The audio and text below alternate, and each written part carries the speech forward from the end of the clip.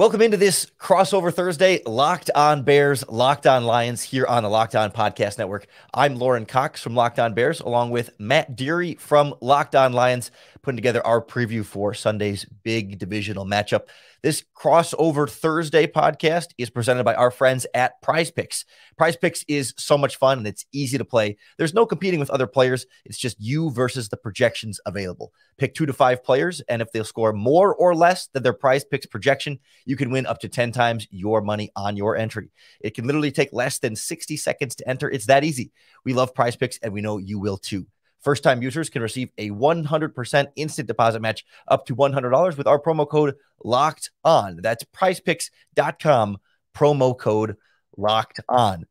Matt, your Detroit Lions coming off of a big win over the Green Bay Packers. I think Chicago Bears fans very appreciative of that. It's a big second win of the season for you guys.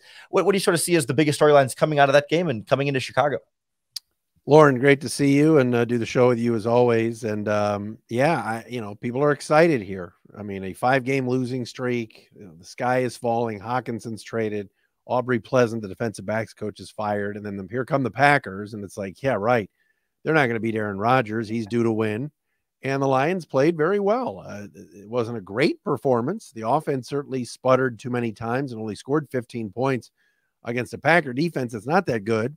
And then didn't have Devondre Campbell and lost some guys to injury during the game. Yet they found a way to win, and in the end found a way to hang on and get one last stop, which they just have not done in 2 years under Dan Campbell. So storyline is, can they build off of it?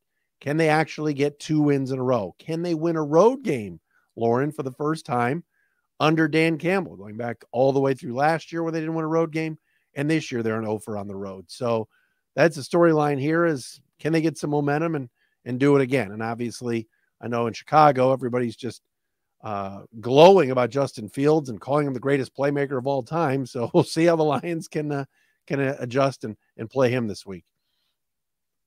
Yeah, in some ways, the Bears have become almost a little bit more like the Lions in terms of the offense coming on board and putting up points at a pretty high pace. But now their defense all of a sudden has really sort of fallen off. And I think that's sort of been the narrative for the Lions, at least in the early portions of the season. I know the offense has kind of trailed off a little bit from where it started there. But again, at the Green Bay Packers, though, too, the defense all of a sudden can hold Aaron Rodgers to 9 points. Not too many defenses have been able to say that over the course of the season as well. So I have a feeling we're going to be in for a bit of a shootout between these two teams, at least in terms of points on the scoreboard, because both of these defenses have, generally speaking, have had trouble kind of stopping most of what opponents want to do against them. But let me ask you this.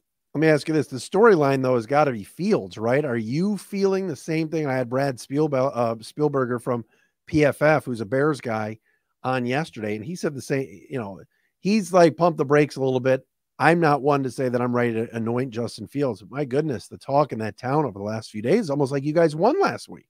Yeah, we've been, it really has felt like a victory week, even after losing to the Miami Dolphins and the Dallas Cowboys before that.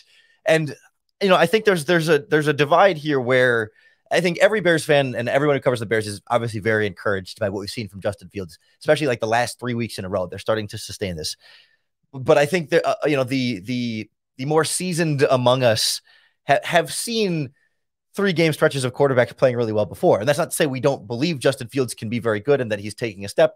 But, there were moments where you felt like this about Mitch Trubisky. And there were moments that you felt like this about Jay Cutler. And that doesn't mean we instantly assume that Fields is no longer, that it's going to all crash down to earth and not be good from here. But just that, we want to keep seeing it before it's truly like, yes, all in, because we're just 5 games removed from still very big question marks about, how quickly is he going to be able to figure this stuff out? Is he going to be able to see the field fast enough and make, be decisive enough with the ball? He's been doing that. And if he continues to do that, I mean, absolutely, that's where all the excitement is right now. And not only as a rusher, but as a thrower, I think the running game is really the highlights, but it's overlooking some of the progress he has made as a pocket passer. Being able to have better pocket presence and step around the rush, know when he needs to scramble and when he can just step up and around without fully leaving the pocket. And of course, continuing to be pretty darn accurate downfield. He just can't do the quick timing rhythm stuff underneath. The really snap, step, throw kind of really quick release stuff is still an area he can keep working on. But absolutely, he's been everything in the last few games that the Chicago Bears have been hoping he could be. Seems like Getsy's, they get it now, no pun intended, that they actually have a game plan for him, because what was it, the Thursday night game earlier in the year at Soldier Field against Washington. That was grotesque football. And the poor guy was under siege and just couldn't even complete a forward pass. But now it seems like, all right, the threat of the run is there, and it's going to be similar for the Lions from week one when they faced Jalen Hurts, and they did not do well in that department. So Fields is running some of that RPO and doing some Hurtsian things. Could be a long day for the Lions defense, Yeah, but how did the Lions clamp down on Aaron Rodgers so well? I mean, I know the Packers offense itself is a mess right now, and that's a big part of it. I mean, 9 points against any Aaron Rodgers team seems like a pretty good day at the office. They did well. I mean, like I said, Kirby Joseph has really solidified one of the safety spots. The rookie from Illinois has been fantastic. I mean, pretty much they allowed the Packers to run up and down the field on them. But when they got inside the red zone, 3 interceptions, which is unheard of. Rodgers, a couple of bad throws, a couple of them, the Lions took advantage. One hit a helmet. One was the thick 6 attempt to throw back to Bakhtiari, and Hutchinson read it, and it was not a good throw. If Rodgers throws it more toward the back of the end zone, it's a touchdown. But I think there was a little bit of luck there, but they did tackle well. They kept guys in front of them for the most part. And, next thing you know, based on the Lions moved the football a little bit, Rodgers wasn't on the field as much, and it worked out. But no, it wasn't like I think Packers still had over 400 yards of total offense. So. And that's interesting because, red zone offense had been one of the huge Achilles heels for the Bears all season. That they'd always had a decent, rushing yards and getting into the red zone. But you mentioned that game against the Commanders. They had drive after drive after drive finish at the 1 yard line. They kept having, they had like a 10 or so plays in the red zone that they just could not finish in the end zone. But the last 3 weeks have been that's been one of the big revelations for the offense, is just like more creative and more consistent play calling in the red zone and being able to finish those drives. So I'm curious to see how these two teams match up in that area of the field. And we'll get into some of the more specific matchups across positions, one-on-ones that are going to go far in deciding who ends up winning this game as we continue our Crossover Thursday podcast right here on the Locked On Podcast Network. This Crossover Thursday episode is brought to you by our friends at BlueNile. Whether you're looking to pop the question or have a milestone you want to celebrate or just want to let your love sparkle, BlueNile can help you make your celebrations even more memorable. They've helped millions of couples create their perfect engagement ring or find that piece of jewelry to commemorate that special milestone, because BlueNile is the original online jeweler with the largest selection of independently graded diamonds and pieces priced significantly below traditional retailers. If you're having trouble choosing what's right for you, BlueNile has jewelry experts on hand 24/7 to help you find a memorable gift for every budget. With a 100% satisfaction guaranteed, every order shipped for free, insured, and in discreet packaging, so you can keep it a surprise when it arrives. Make your moment sparkle with our friends at BlueNile. Go to BlueNile.com and use our promo code LOCKEDON to save $50 on your purchase of $500 or more. That's BlueNile.com, code LOCKEDON to save $50 on your purchase of $500 or more. BlueNile.com, code LOCKEDON. Back up our Crossover Thursday, Lorin Cox, Locked On Bears with Matt Dery from Locked On Lions.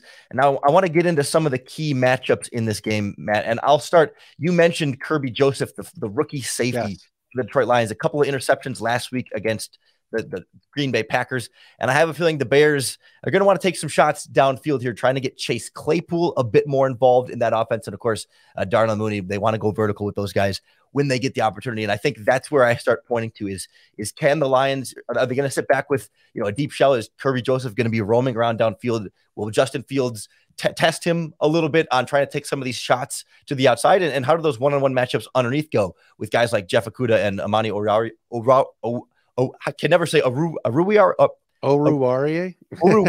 Jesus, yes. Man. I'm stumbling over. Difficult. Yeah. And I feel like a dog. It's like Aru. But and how those wide receivers against these Lions cornerbacks are going to match up, because we've seen, like you said, like even the Packers were able to get pretty good yardage against them, even with their wide receiving core a little bit more decimated. But then it's about finishing those drives with 7 points instead of 3. No, I think that's a good one. And certainly Joseph has been a stud, NFC Defensive Player of the Week. First time the Lions have ever had a rookie do that. So that's pretty good. The fellow rookie, Aiden Hutchinson, is going to have to get some touches on Fields and get some pressure on him. I think that's going to be key as well. I'll go a step further. Watch Jeffrey Okudah this Sunday against Justin Fields as kind of a spy. Now, Normally you'd say, well, wait, a cornerback would be a spy, but last few weeks, Aaron Glenn has sort of employed Okudah in a bit of a hybrid role where at times, really their best cover corner has become such a good tackler that Glenn, the defensive coordinator, future head coach Aaron Glenn, as we like to call him, has put him in the box as a hybrid sort of player. And he's done a great job tackling, whether it was the Miami game, even against New England. He racked up a lot of tackles and saved plays from being 17-yard plays, whether it was a quarterback scrambling or a tight end or a running back out of the backfield, into a 5 or 6 yard play. So Okudah sort of as a spy. I don't know if it'll be Malcolm Rodriguez, Derek Barnes, who played really well last week as a linebacker, who it's going to be, but just watch Okudah. If he's making tackles on Fields and keeping him in front of him, so it's not like the play that he had against the Dolphins when he ran for 60 yards. If Okudah is a guy that is important in helping with containing Fields, keep an eye on that one. I think that's something to watch. That's a great nugget. I don't know if we would have found otherwise. And it'll be interesting because the Dolphins last week, their whole plan was, I mean, it wasn't as much man coverage as we might have thought they would, but they had a lot of plays with a quarterback spy in on Justin Fields. And there were plenty of plays where, they run the read option and the end man waits for Justin Fields. And on a lot of those, Fields just still outran him. Like strong safeties just keeping eyes on Fields, and he beats him to the edge. He'll make the guy miss the tackle 2 or 3 times. And there was not an answer. I think defenses are still looking for the best way to kind of slow him down and keep him in the pocket. We've seen blitzing attempts that have done it somewhat, but he's just getting so adept at reading what the defense is trying to do to him and know when he can beat the guy with his legs and when he can't. But maybe Okudah, I mean, he's more of a 4-4 type speed than maybe the linebackers or safeties that have been spying Justin Fields in other games. That I think that's a good point of where they might be able to slow him down.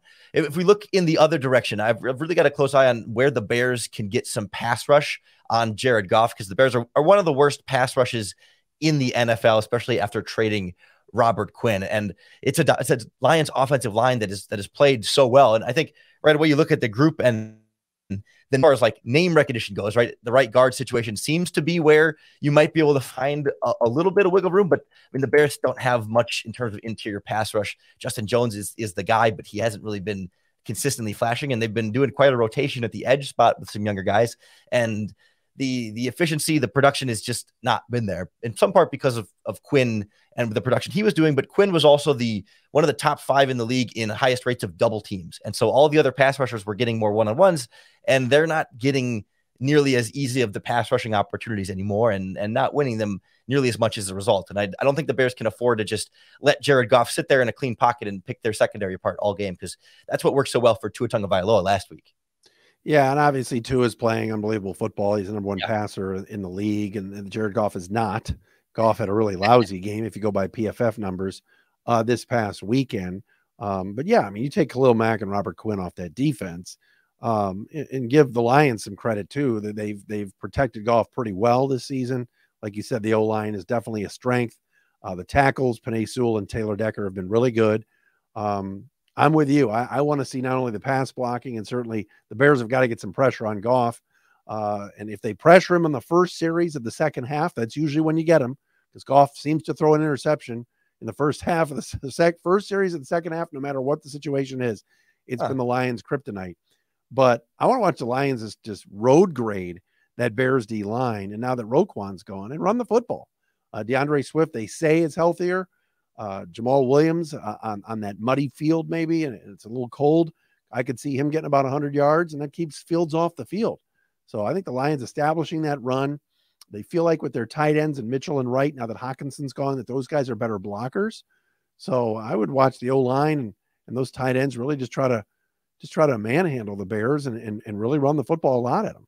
Yeah, the Bears have not been a very consistent run defense this season. It's been a little bit better the last couple of games in terms of the yardage they give up, but part of it too has been that other teams have been passing on them so well they haven't needed to run the ball on them nearly as much. Well, we'll kind of get a sense of where this game might go. We'll give our predictions and wrap up our preview here as we continue the Crossover Thursday podcast right here on the Locked On Podcast Network. Locked On Bears, Locked On Lions.